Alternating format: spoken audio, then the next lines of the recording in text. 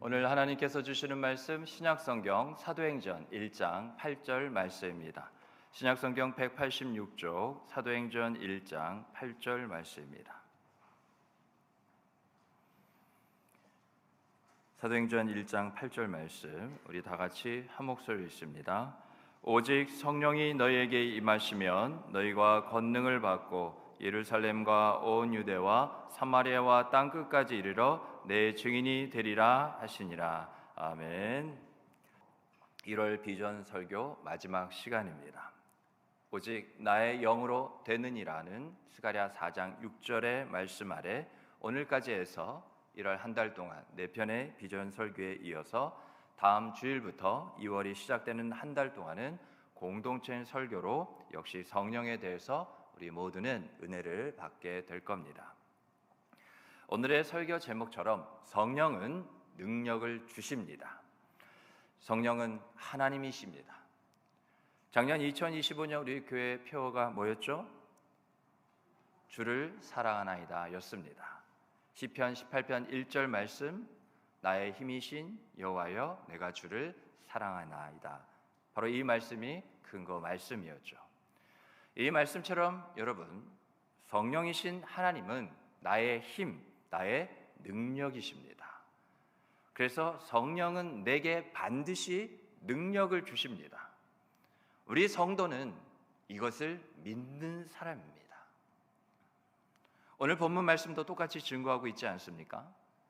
오직 성령이 너희에게 임하시면 너희가 권능을 받고 예루살렘과 온 유대와 사마리아 땅 끝까지 이르러 내 증인이 되리라 하시니라. 이 말씀은 예수님께서 십자가에 죽으시고 3일 만에 부활하신 이후에 40일 동안 택하신 사도들에게 하나님 나라의 일을 가르쳐 주셨습니다. 그렇게 말씀하시고 나서 하늘로 올라가시기 전에 하신 말씀이 바로 사도행전 1장 8절 오늘 본문 말씀이죠. 우리가 한번 생각해 보건대 예수님께서 이 땅에 오셔서 그 구원을 이루시고 또 다시금 그 구원을 시작하셨기에 구원을 완성하시기까지 다시 오시기 위하여서는 하늘로 올라가셔야 되는데요, 예수님께서 이 땅에 마지막 하신 말씀이라면 예수님께서 다시 오실 때까지 이 말씀은 믿음으로 다시 오실 예수님을 기다리며 살아가고 있는 우리에게 상당히 중요한 의미가 있지 않을까요? 연약한 내게, 우리 모두에게 성령을 보내주셨기에 우리에게는 성령의 능력이 바로 우리 안에 있습니다. 오늘 하나님께서 말씀 가운데 은혜를 주시는 것은요, 우리 안에 거하시는 성령을 의지하라는 거예요. 그리고 그 성령을 의지하여 다른 능이 아닌, 다른 힘이 아닌 오직 성령의 능력으로 살기를 원하시기 때문입니다. 분명 기억하십시오. 성령의 능력으로는 이 세상을 사는 것뿐만 아니라 이기기에 충분하다는 것을요. 그렇지 않으면 하나님은 다른 능력을 주셨을 겁니다.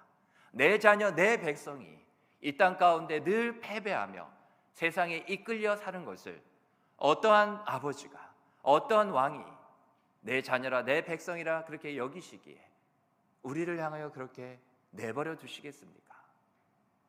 하나님은 사랑이시기에 우리를 그 생명을 내어주시기까지 사랑하셨기에 그 사랑과 함께 모든 능력도 우리에게 이미 주셨습니다. 우리를 교회라 하는 것, 그렇게 부르셨죠? 하나님이 바로 우리 안에 거하시기 때문에 우리는 교회입니다. 하나님의 전이죠. 하나님의 이름이 영원히 우리 안에서 높임을 받아야 될 곳이 그 시작점이 바로 여기이고 또 하나님 아버지의 눈과 마음이 항상 있는 곳이 바로 여기입니다. 그러기에 교회는 만물에 충만하신 이의 충만이라고 한 것처럼 모든 것을 충만하게 하실 수 있는 성령 하나님이 우리 안에 계셔서 우리를 가장 먼저 우리의 심령을 충만하게 하고 계시죠. 무엇으로요? 바로 그 능력으로.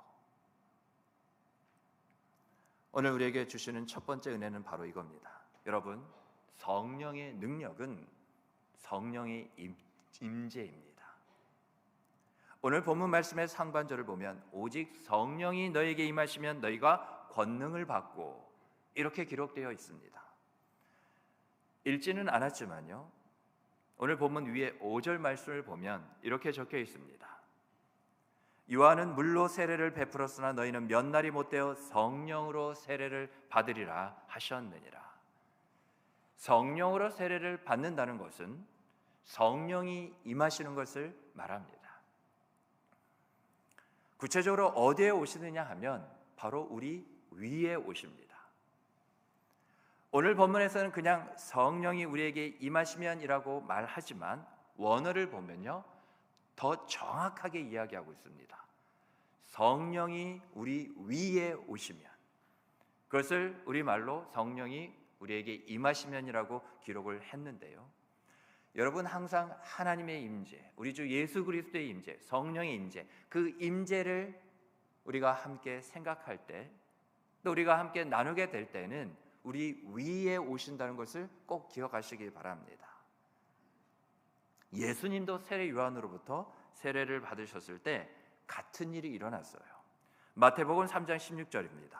예수께서 세례를 받으시고 그 물에서 올라오실새 하늘이 열리고 하나님의 성령이 비둘기같이 자기 위에 임하심을 보시더리. 예수님도 세례를 받으셨을 때 성령이 예수님 어디에 위에 임하셨다고요? 예수님의 위에 임하셨다는 거죠.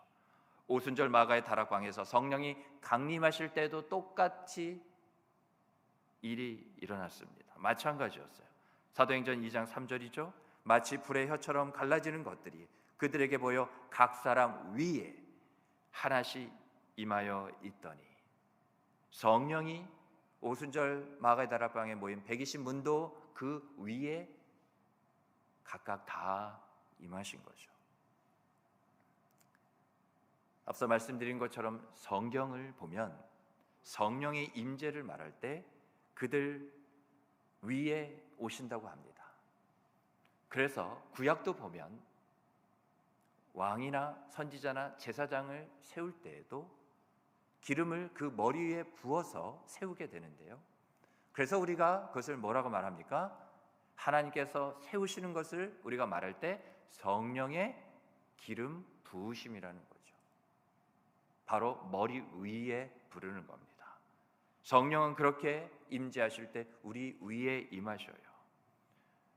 왜 그냥 우리의 가슴으로 팍 들어오셔도 되고 어디를 통해서도 하실 수 있는데 왜 우리의 위에 오시느냐? 누군가의 위에 온다는 것은 바로 다스림을 의미하는 겁니다. 다스림, 성령의 다스림입니다. 성령이 우리 위에 오시면요, 동시에 우리는 어떻게 됩니까? 우리는 성령의 아래에 있게 되는 겁니다. 그래서 우리는 이렇게 이해할 수 있는 거죠. 성령의 임재는 곧 뭐라고요? 성령의 다스림입니다. 성령이 왜 오셔요? 우리를 다스려 주시기 위해서, 군림하여 우리를 짓눌리고 억압하기 위해서가 아니라, 우리를 강압적으로 그렇게 이끄시기 위해서가 아니라, 그 다스림은 뭡니까? 보호하는 것이고 지켜주시는 것이고 우리의 연약한 모든 죄악 불순종을 덮어주시는 것이고, 어미새가 자기 새끼를 어떻게 보호할까요? 독수리가 위에서 먹잇감을 찾으며 돈다 하더라도 어미새는 자기가 잡혀가 죽을지언정 날개를 펴고요, 자기 새끼들을 그 날개 아래 보호하는 거죠.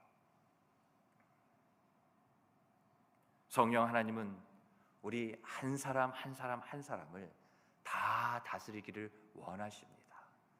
성령은 하나님이시기에, 하나님은 사랑이시기에, 그래서 우리를 다 누구도 예 없이 다스리기를 원하시는 거예요.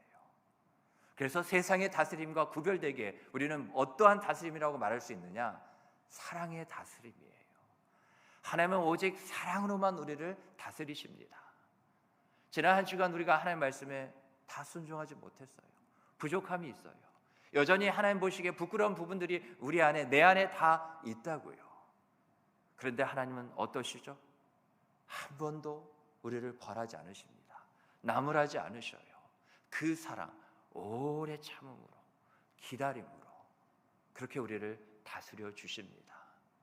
우리와 함께 하시지, 우리가 하나님의 말씀에 불순종을 듣지 않았다고 해서 우리를 내치시거나 버리거나 포기하시지 않고 계시는 거죠. 끝까지, 영원까지 우리와 함께 하심으로, 그 사랑으로만 오직 우리를 다스려 주시는 겁니다. 그래서 예수님을 믿는 사람은, 저와 여러분 우리 모두는요, 성령 하나님이 그 안에 계시고 성령 하나님이 거하시는 가운데 우리는 성령 하나님의 다스림을 받고 있는다는 것을 여러분 믿으시면 또한 감사하시고, 그게 성령을 의지하는 겁니다. 구체적으로 한번 우리가 더 살펴보면, 성령은 왜 우리를 다스리실까요? 왜 사랑으로 우리를 다스려 주실까요? 우리를 새롭게 하시기 위해서입니다. 디도서 3장 5절 말씀 우리 다 함께 읽겠습니다. 시작. 우리를 구원하시되 우리가 행한 바 의로운 행위로 말미암지 아니하고 오직 그의 긍휼하심을 따라 중생의 씻음과 성령의 새롭게 하심으로 하셨나니. 성령의 무엇이래요? 성령의 새롭게 하심. 그 앞에 중생이라는 건 뭐냐? 다시 살아난다는 거예요. 이후에 우리가 함께 나누겠지만 거듭난다는 겁니다. 그런데 다시금 살리시기 위해, 거듭나게 하시기 위해, 중생케 하시기 위해 뭐 하신다는 거예요? 중생의 무엇이요? 씻음이에요. 왜 씻을까요? 더러우니까, 깨끗하지 못하니까, 순결하지 못하니까, 그 상태 그대로 있으니까. 그 씻음을 통하여서 성령은 거룩한 영이잖아요. 구별의 영, 분리의 영, 정결의 영, 우리를 깨끗게 하시는 영이죠. 그래서 우리를 날마다 새롭게 하시는 겁니다. 그러면 우리는 뭐가 계속해서 새로워지고 있을까요? 거룩입니다. 거룩하게, 우리는 거룩한 모습으로 이전보다 새로워지고 있습니다. 이건 우리가 할 수 있는 능력이 아닙니다. 우리는 지식적으로 내가 거룩하니 너희도 거룩하라는 하신 하나님의 말씀을 들어서 알고는 있다 하더라도, 우리가 그렇게 해야지, 우리가 그런 의지를 보인다 하더라도 우리는 뭐가 있을 수밖에 없느냐? 한계가 있을 수밖에 없어요. 우리 스스로 할 수 있는 것은 늘 거기뿐입니다. 그런데 성령의 능력은 하나님이셔요. 불가능이 없으신 분입니다. 모든 걸 가능케 하실 수 있는 분이 바로 성령입니다. 내가 할 수 없는 그것을 할 수 있는 그 이름이 뭐예요? 하나님. 하나님이에요. 그래서 성령을 우리에게 보내주신 겁니다. 왜요? 내가 하겠다는 거예요. 무엇을? 네가 할 수 없는 그것을. 다시 말해, 성령의 권능으로 매일 매 순간 우리가 모르는 가운데서도요, 거룩하게 우리는 태어나고 다시 더 거룩하게 태어나고 있다는 것을 믿으시기 바랍니다. 예수님은 니고데모에게 성령으로 다시 태어나는 것, 거듭나는 것에 대해서 다음과 같이 말씀을 하셨습니다. 요한복음 3장 3절로 5절까지의 말씀인데요, 우리 함께 읽겠습니다. 시작. 예수께서 대답하여 이르시되 진실로 진실로 내게 이르노니 사람이 거듭나지 아니하면 하나님의 나라를 볼 수 없느니라. 니고데모가 이르되 사람이 늙으면 어떻게 날 수 있사옵나이까? 두 번째 모태에 들어갔다가 날 수 있사옵나이까? 예수께서 대답하시되 진실로 진실로 내게 이르노니 사람이 물과 성령으로 나지 아니하면 하나님 나라에 들어갈 수 없느니라. 아멘. 거듭나지 않으면 하나님의 나라가 보이지 않습니다. 우리가 날마다 성령의 새롭게 하심으로, 우리가 거룩함으로 이와 같이 다시 태어나지 않으면, 새로워지지 않으면 하나님 나라 우리가 모릅니까? 그런데 우리는 누구냐? 육신의 눈으로, 육안으로는 보이지 않는 하나님의 나라를 날마다 보기에 무엇을 가장 확신할 수 있는 줄 아세요? 본 것입니다. 들은 것? 아니에요. 아, 보니까 정말 그렇구나. 들은 대로네. 우리는 본 것을 확신하게 됩니다.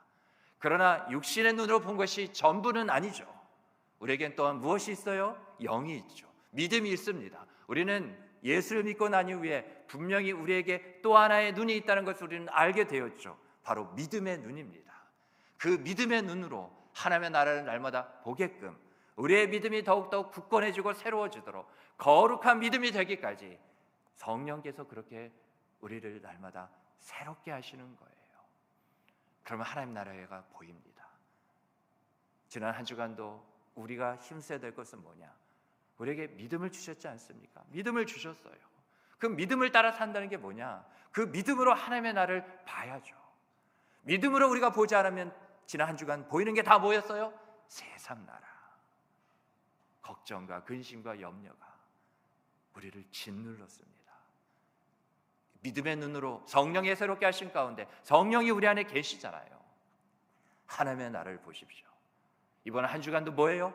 하나님 나라 우리가 보다가 또 다시금 이렇게 함께 모이는 겁니다. 그 하나님의 나라의 자유와 회복과 새롭게 하심과 고침과 기쁨과 즐거움과 모든 것이 있는 곳이 어디예요? 하나님의 나라입니다. 그럼 모든 게 있을 수 없는 것이 어디예요? 세상 나라예요. 우리는 모든 것이 있지 않는 것을 우리는 바라보며 살아서는 안 됩니다. 그러니까 두려움과 염려와 불안과 걱정이 있는 거예요. 그러나 하나님의 나라는 모든 것이 있잖아요. 모든 것을 충만하게 하시는 하나님의 충만함이 하나님의 나라입니다. 하나님의 나라는 부족함이 없어요. 연약함이 없어요. 모자랑이 없습니다. 사랑으로 충만합니다. 그래서 우리에게 주신 게 뭐예요? 가정이에요. 교회입니다. 하나님 나라의 이 땅 가운데서 우리가 날마다 보고 맛봐야 될 모형이에요. 가정을 보십시오. 하나님의 나라입니다. 교회를 보세요. 하나님의 나라입니다. 우리가 좀 전까지 어디 있다 왔어요? 집에서, 가정에서 왔잖아요. 우리가 교회에서 모이면 물론 뭐 직장도 있고 하나님이 다 다스리는 곳이 하나님의 나라 맞습니다. 그러나 구약과 신약을 통하여 대표적으로 주신 두 하나님의 영광이 특별히 임하는 가정과 교회, 우리의 삶이에요. 터전이라고요. 그럼 우리는 늘 어디에 있는 거예요? 우리는 늘 하나님 나라에 있는 겁니다. 성령이 이것을 보증하신다고요. 어떻게 해요? 우리를 날마다 새롭게 하여 주심으로. 가정은 어떤 곳이에요? 성령을 통하여 남편과 아내가, 아버지와 어머니가, 자녀들이 날마다 우리가 함께 한 믿음 안에서 한 성령을 통하여 날마다 새롭게 되는 게 가정이에요. 가정을 위해서 그래서 기도하셔야 됩니다. 특별히 어떻게 해요? 성령의 새롭게 하심이 우리의 가정 가운데 늘 충만하도록 기도하셔야 돼요. 우리 교회는 다를까요? 똑같습니다. 교회를 위해서도 그렇게 기도해 주셔야 돼요. 우리가 서로를 향하여 성령의 충만함, 다른 것이 아니라 성령이 일하시기에 그 충만함이 우리 가운데 느껴지는 거죠. 경험되어지는 거죠. 성령께서 다스림을 통하여서 우리를 날마다 새롭게 하시는 것. 그래서 우리가 왜 셀교회를 해야 되느냐? 오늘 주신 말씀의 은혜를 통하여서 우리가 주일 오후에 내가 이만큼 새로워졌어요. 오늘 주신 말씀의 예배 가운데 하나님이 나를 이렇게 회복해 하시고 고치시고 만지시고 새롭게 빚으셨어요. 나를 이전보다 더 거룩해 하셨어요. 하나님이 정말 그렇게 하셨군요. 우리 하나님께 다 영광을 돌립니다. 그렇게 우리가 서로 은혜를 나눌 때 성령의 새롭게 하심으로 두세 사람이 내 이름으로 모인 곳에 나도 그들 중에 있느니라 말씀하셨기에 하나님, 우리가 더욱더 힘써 모일 때마다 성령의 새롭게 하심은요 더 풍성해지는 겁니다. 나의 성령의 새롭게 하심으로 끝나는 것이 아닌 그제서야 우리의 성령의 새롭게 하심이 가능해지는 거죠. 모든 예배는 왜 파송의 현장입니까? 우리가 주일 예배 또 오후의 셀 예배를 통하여서 그렇게 성령의 새롭게 하심을 우리가 힘입었기에 그 능력을 경험하였기에 가정으로 돌아가서 더 힘써 가정 하나님의 나라를 성령의 새롭게 하심으로 주신 은혜, 이 능력으로 우리가 더욱더 섬기고 헌신하고 우리의 그런 직장이나 모든 만나는 우리의 지역 어디에서든지 우리가 성령의 새롭게 하심을 먼저 오늘 주일 이 예배 거룩한 날을 통하여서 우리가 맛보았잖아요. 그러면 확신할 수 있는 거 아닙니까? 그냥 나 하나 잘 먹고 잘 살자고 우리가 교회 주일에 나와서 복 주시옵소서, 그렇게 기복적인 신앙 아니잖아요. 세상 종교는 그래도 그러한 종교가 있기 전에 살아계신 하나님이 우리에게 신앙하게 하신 것은 그런 게 아니잖아요.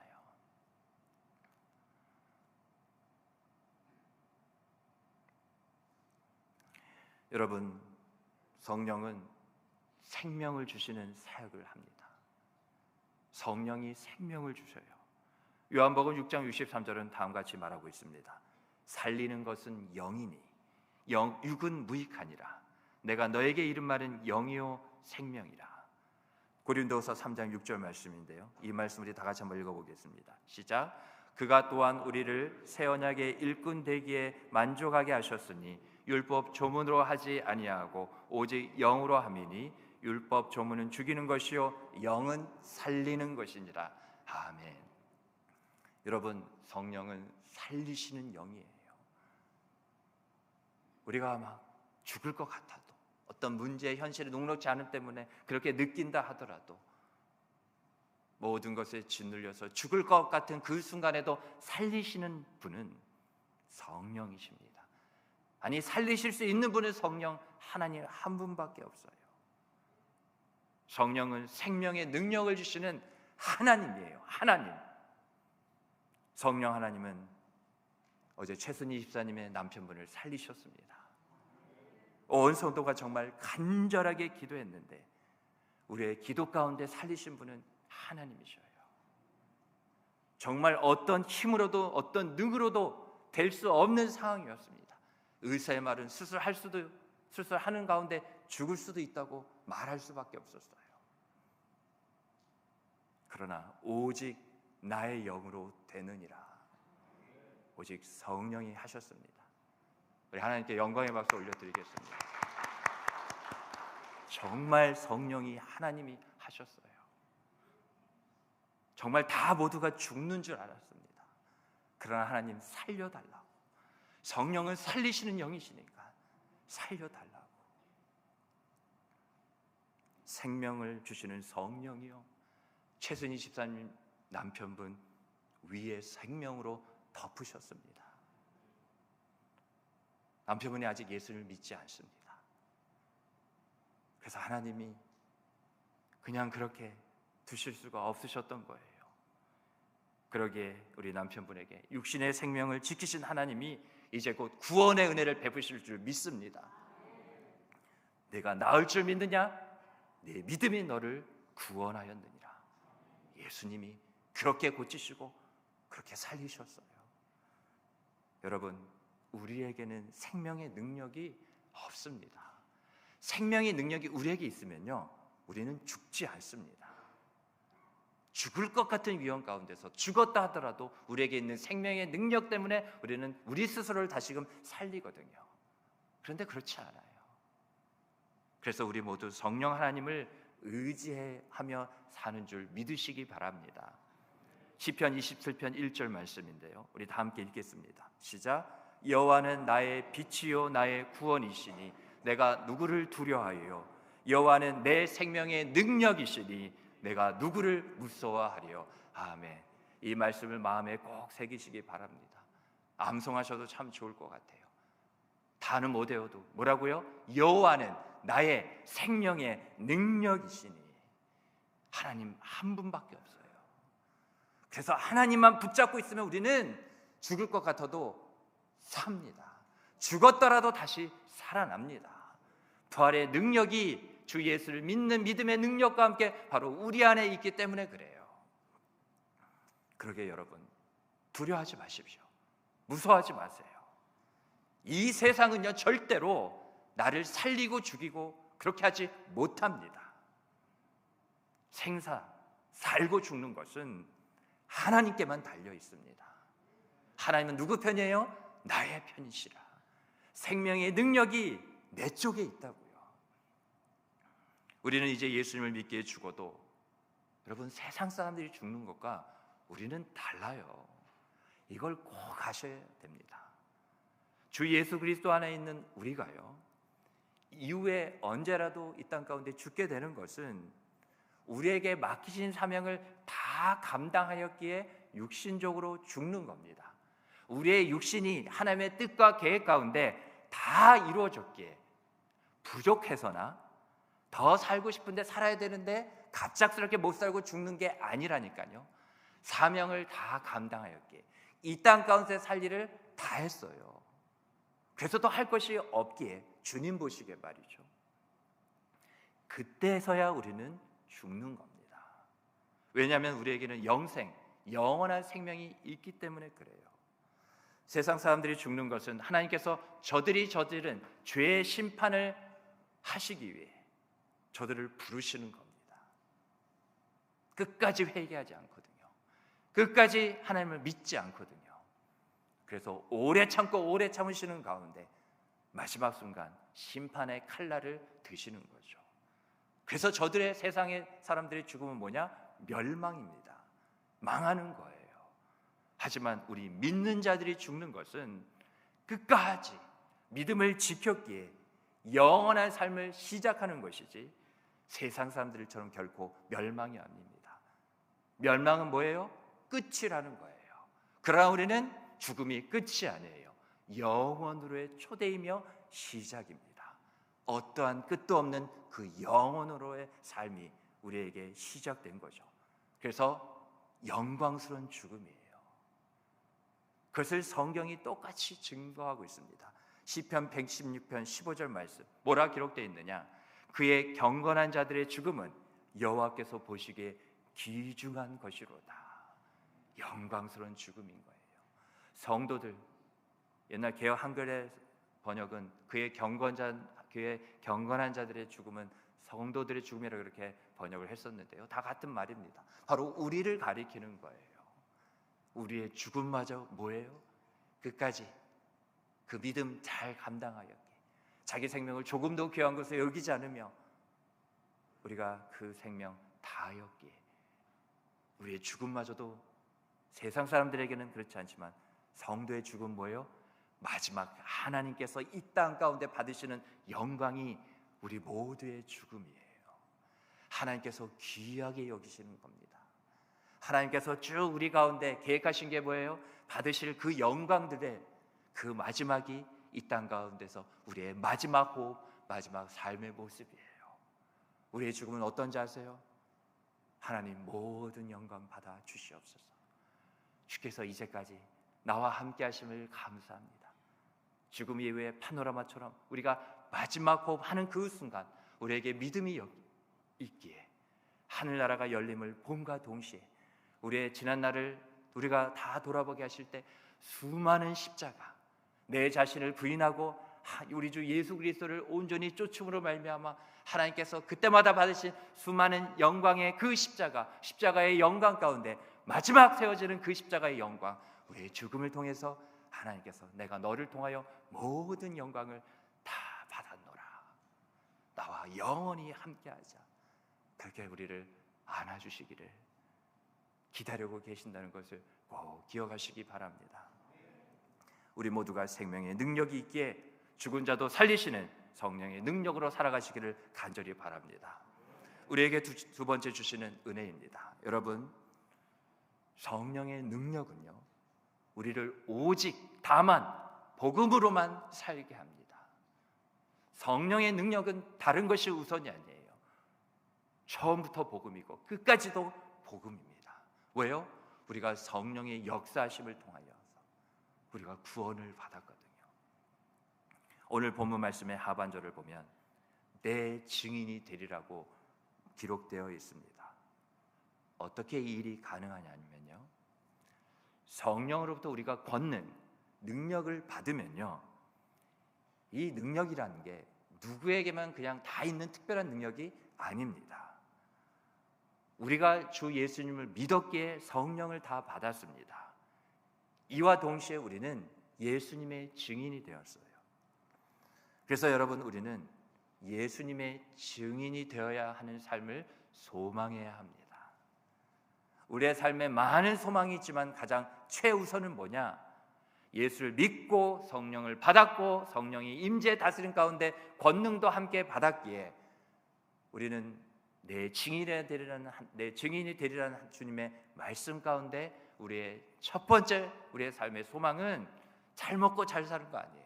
건강하게 오래 사는 거 아니에요. 때 되면 하나님께서 다 부르신다고요. 건강은 내가 책임지는 게 아닙니다. 너무 그렇게 열심히 내실 필요가 없어요.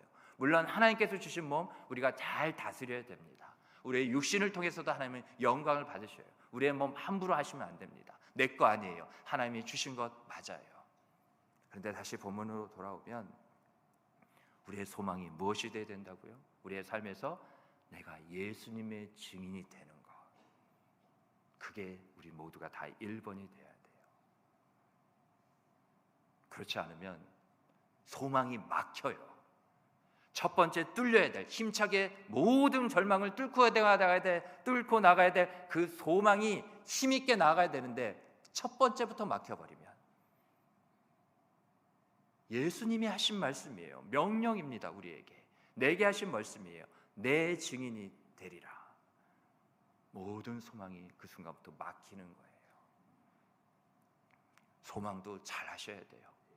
하나님의 뜻대로 소망하셔야 그 소망이 다 이루어지게 됩니다. 소망이 그렇지 않으면 그냥 단순한 내 개인의 희망사항 정도로 남고 말아요.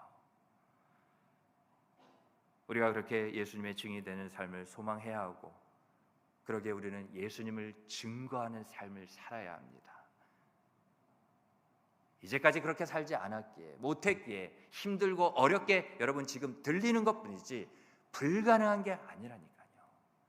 그걸 내가 구하지 않고 기도해보지 않아서 그렇지, 다른 많은 것은 왜 주님이 주실지 확신이 드는 줄 아세요?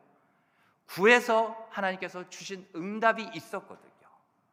그런데 우리가 복음을 증거하는 삶은 왜 이렇게 늘 숨고 싶고 내 얘기가 아닌 것 같고 당장 나의 삶과는 상관없고 누군가에게만 특별히 주신 은사요 능력인 것처럼 여겨지는 이유가 뭐냐? 먼저는 여러분, 저와 우리 모두가 구하지 않아서 그래요. 구했을 때 하나님께서 우리를 그렇게 일하시고 성령이 역사하시는 것을 우리가 그 응답을 경험한 적이 없어서 그래요. 한 번도 해보지 않으니까 얼마나 시작부터 처음부터 두려움이 있겠습니까? 그런데 뭐 하시라고요? 성령께 구하시라고요. 그 권능이 없는 게 아니라고요.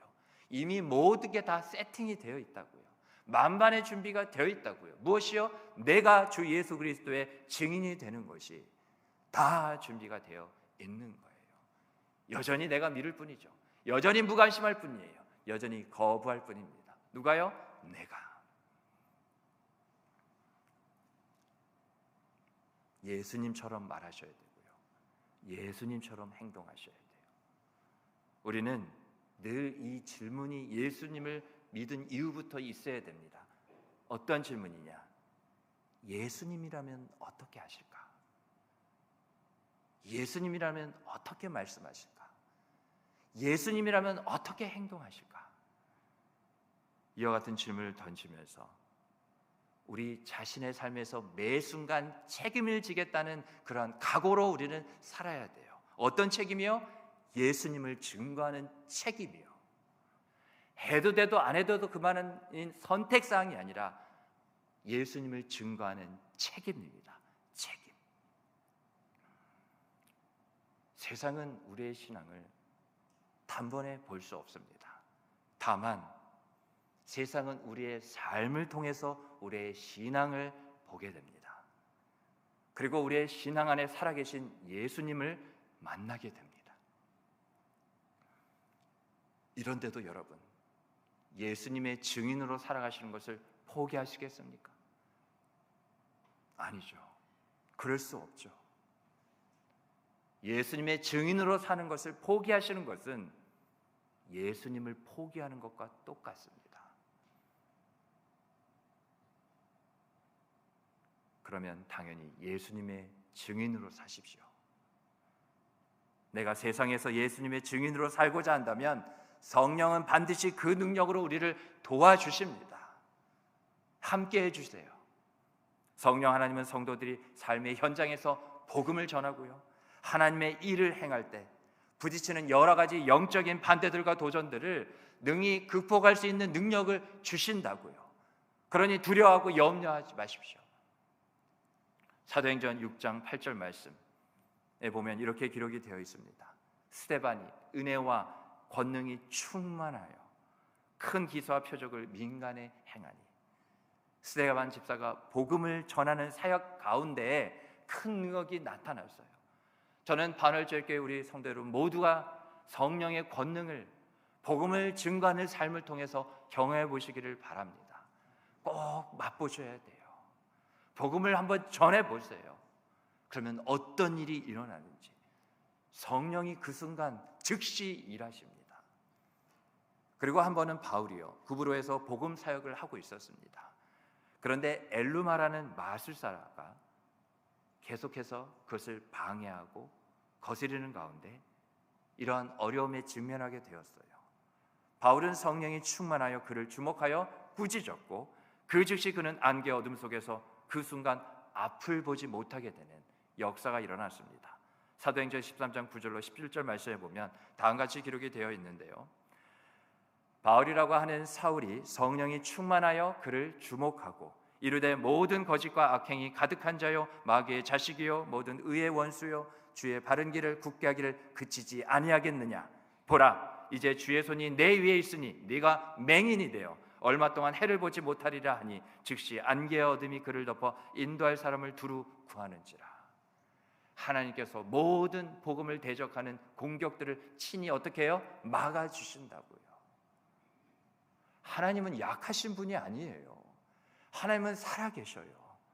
이 세상 모든 능력이 다 대적해도 하나님께서 능히 이기시고도 남습니다. 하나님을 대적하여 이길 수 있는 건 아무것도 없어요. 그 하나님이 내 편, 우리의 편이시라니까요. 여러분은 복음으로 살고 있습니까? 복음으로 사셔야 합니다. 복음이 전부입니다. 우리가 이 세상 육신의 삶을 마감하고 영원한 저 천국에 가는 것도 뭐 때문이에요? 다 복음 때문입니다. 복음을 나만 믿고 나만 받아들이고 다른 사람들에게는 단 한 번도 전하지 않다가 그렇게 살다가 나중에 결국 주님 앞에 서고 싶으십니까? 그렇게 서시겠어요? 그럴 수 없습니다. 바울에게는 복음에 대한 거룩한 부담감이 있었어요. 고린도전서 9장 16절 이 말씀 함께 읽으면서 마음에 꼭 새기시기 바랍니다. 함께 읽겠습니다. 시작. 내가 복음을 전할지라도 자랑할 것이 없음은 내가 부득불 할 일임이라. 만일 내가 복음을 전하지 않으면 내게 화가 있을 것이로다. 아멘. 바울은 정말이지 결혼도 하지 않았어요. 오직 복음밖에 없었어요. 이 복음을 전하는 일에 늘 두렵고 떨림이 있었어요. 내가 복음으로 살지 못하고 있다는 증거가 여러분 뭔지 아십니까? 복음을 전하며 살지 않는데도 아무런 부담감이 없다는 거예요. 아무렇지 않다고도 그냥 그렇게 살고 있는 거예요. 오 평안이로다, 오 은혜로다, 오 복을 내려주시옵소서. 복음으로는 살고 있지 않은 겁니다. 부인할 수 없어요. 예외가 없습니다. 그 누구를 속일 수도 없어요. 하나님께 요만큼의 죄송한 마음조차 없이 살고 있는 겁니다. 그런 삶은 성령의 능력과는 거리가 먼 삶입니다. 말씀을 맺겠습니다. 성령은 능력을 주십니다. 우리의 능력 되신 성령은 하나님이십니다. 성령을 보내주시기까지 우리를 사랑하시는 하나님께서 우리에게 원하시는 삶이 있어요. 오늘 말씀을 통해 주신 은혜대로 사십시오. 성령의 임재 가운데 능력을 받으시고 날마다 거룩함으로 새로워지기를 힘쓰고 복음을 사랑하고 전하며 오늘을 살아내고 살아가는 저 여러분 우리 모두가 되기를 주님의 이름으로 축복합니다. 아멘. 우리 주신 말씀을 생각하면서